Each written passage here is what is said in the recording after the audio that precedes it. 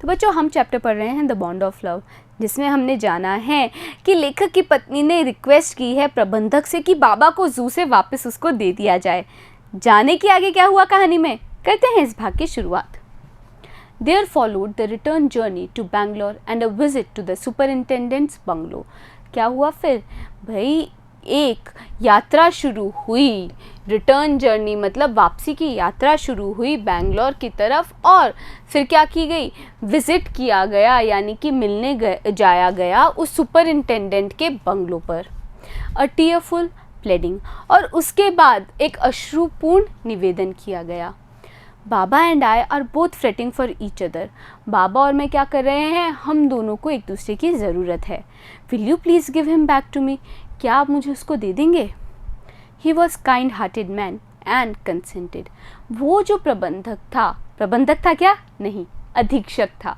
तो वो जो अधीक्षक था वो एक करुण हृदयी व्यक्ति था और उन्होंने क्या किया, सहमति दे दी।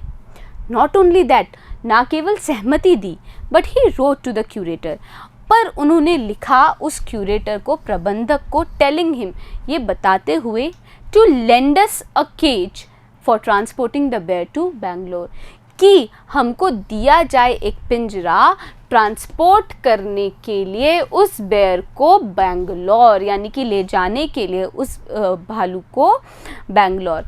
तो अधीक्षक ने क्या किया, उस प्रबंधक को लिखा कि एक पिंजरा भी दिया जाए जिसके अंदर डालकर भालू को वापस बैंगलोर ले जाया जा सके। Back we went to Mysore again, और फिर से हम मैसूर गए, आर्म्ड विथ सुपरिंटेंडेंट्स लेटर, और हमारे साथ क्या था, उस अधीक्षक का खत था। Baba was driven into a small cage, Baba को दे दिया गया यानी कि धक्का मार के डाल दिया गया एक छोटे से पिंजरे में, and hoisted on top of the car, और उसको उठाया गया कार के ऊपर, यानी उस पिंजरे को रख दिया गया कार के ऊपर। The cage was tied securely, वो जो पिंजरा था उसको बांध दिया गया सिक्योरली यानी कि सुरक्षित रूप से।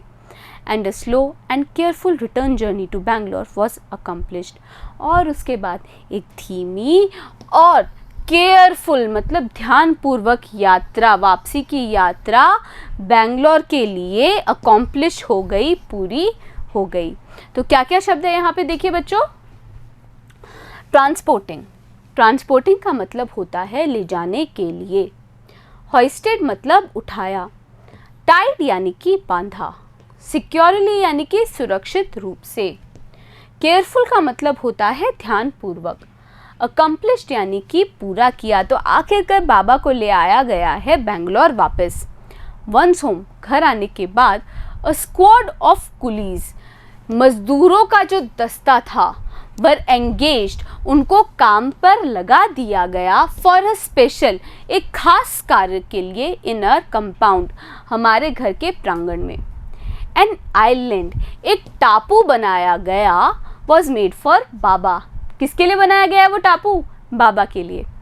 इट वॉज 20 फीट लॉन्ग, और ये जो टापू था वो 20 फीट लंबा, एंड 15 फीट वाइड, और 15 फीट चौड़ा था।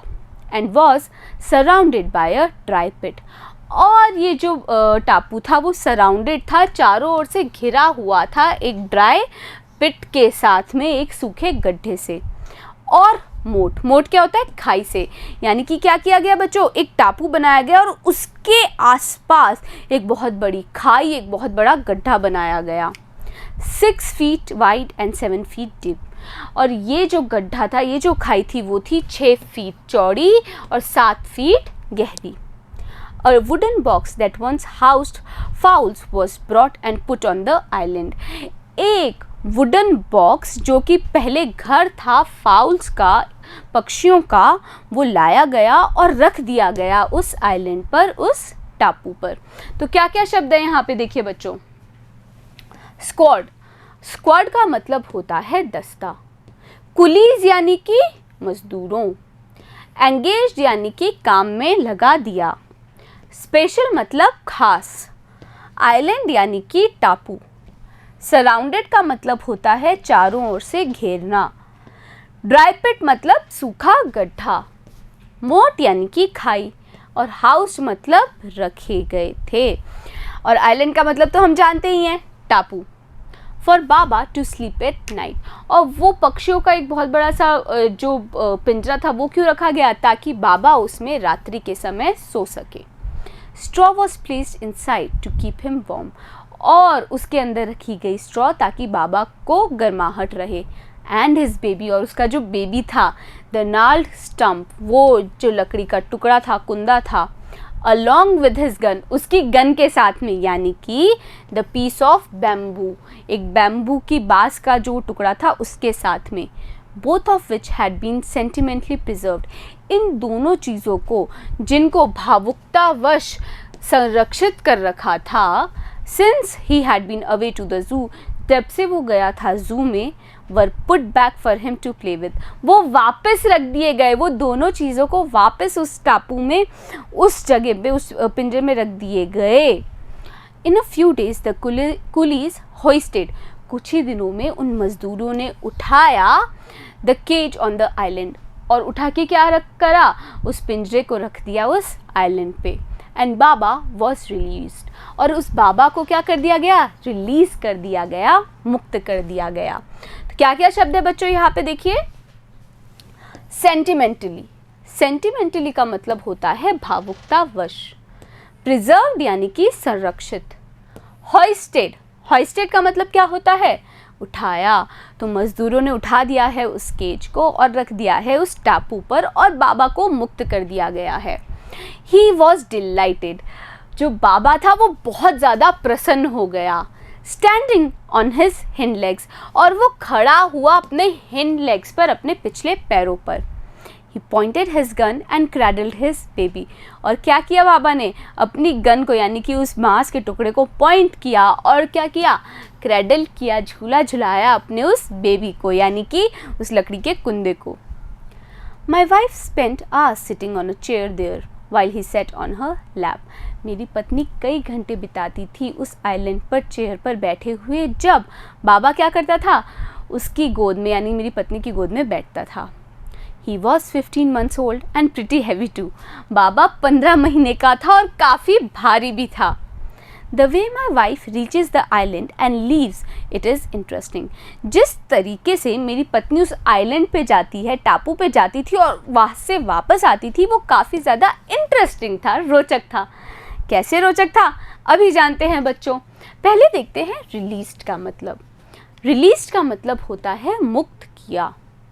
डिलाइटेड यानी कि प्रसन्न था।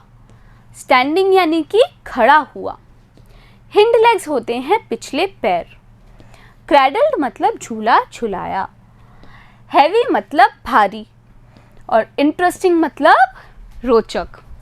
I have tied a rope to the overhanging branch of a mango tree with a loop at its end. मैंने क्या कर दिया था, एक रस्सी को क्या कर दिया था, बांध दिया था एक ओवरहैंगिंग ब्रांच से, मैंगो ट्री की, एक आम के पेड़ की जो डाली थी उससे मैंने एक रोप को, एक रस्सी को बांध दिया था विद अ लूप। और क्या किया था, उसके एंड पर, उस रस्सी के एंड पर क्या थी, एक लूप थी, गांठ थी। Putting one foot in the loop, और मेरी पत्नी क्या करती, उस गांठ के अंदर अपना एक पैर रखती। She kicks of with the other, वो दूसरे पैर से क्या करती, जोर से झटका मारती।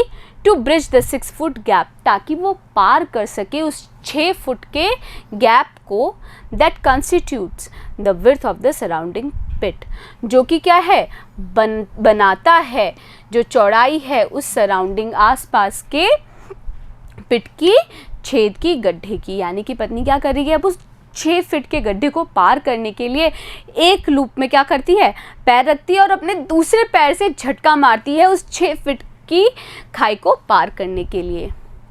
The return journey is made the same way, जो वापसी की यात्रा है वो भी इसी प्रकार से की जाती है। But who can say now that a sloth bear has no sense of affection, पर ये कौन कह सकता है कि एक स्लॉथ बियर में स्नेह नहीं है, नो मेमोरी, याद नहीं है, और नो इंडिविजुअल कैरेक्टरिस्टिक, और ना ही है कोई व्यक्तिगत विशेषताएं। भाई ये स्लॉथ बियर भी तो बिल्कुल इंसानों की तरह ही भावनाएं महसूस कर रहा है कि नहीं।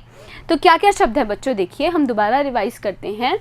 कॉन्स्टिट्यूट्स यानी कि बना, विड्थ यानी कि चौड़ाई, अफेक्शन का मतलब क्या होता है, स्नेह, इंडिविजुअल यानी कि व्यक्तिगत, और कैरेक्टरिस्टिक्स मतलब विशेषताएं। तो बच्चों हमने पढ़ा इस भालू के बारे में इस कहानी द बॉन्ड ऑफ लव में। अब मिलेंगे अगले वीडियो में। अगले वीडियो में करेंगे हम इसी चैप्टर के क्वेश्चन आंसर्स। बने रहिएगा मेरे साथ, मिलते हैं अगले वीडियो में।